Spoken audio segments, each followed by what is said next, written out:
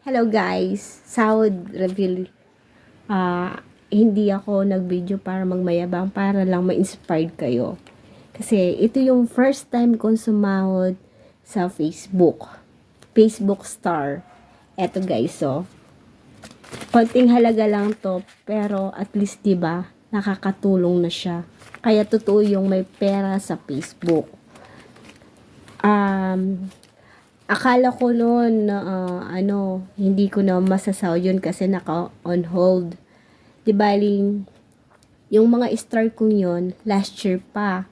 Nag-start kasi akong mag-professional mode ng April, katapusan yata ng April 2023. Then nagkaroon ako ng star up to now.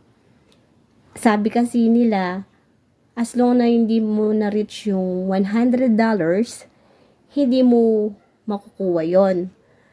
Tapos, ang ginawa ko, marami kasi akong mga napanood na mga tutorial, tinaray kong yung bank account, pinalitan ko siya ng PayPal. Nag-install ako ng PayPal. Tapos, nagulat ako kanina, kasi di ba 21 sa Huran. Nagulat ako kanina, nung sinabi ng anak ko na may nag-send daw sa PayPal ng pera. And then, syempre, sa sobrang tuwa ko, dali-dali kong chiniyak yung PayPal ko.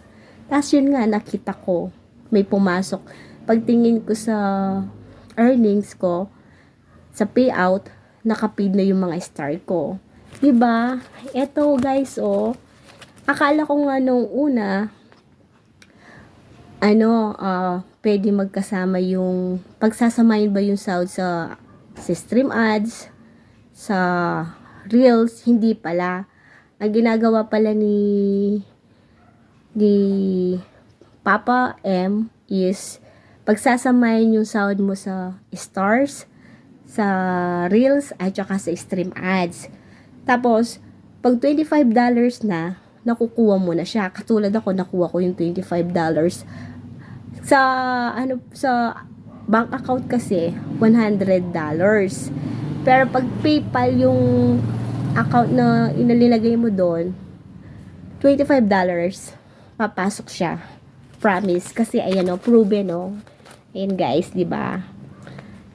May pandagdag na akong pambili ng vitamins para kay baby at saka gatas, lalo na ngayon is buntis ako, 'di ba? Big blessing kasi kamo-monetize ko lang noong February 15. Tapos up to now. Kaya ang masasabi ko lang at ma-advise ko sa inyo, keep on posting. Kasi nawalan din ako ng pag-asa. Nag-stop din ako, hindi ako nag-post kasi parang nagsawa ba ako? Pero, naisip ko, bakit hindi ko itry, di ba? Kaya nag-post ako ng reels. Hanggang sa dumating yung isang araw, merong nag-viral na videos. Ayun, naging 2 million views, kaya nalak ko yung stream ads ko.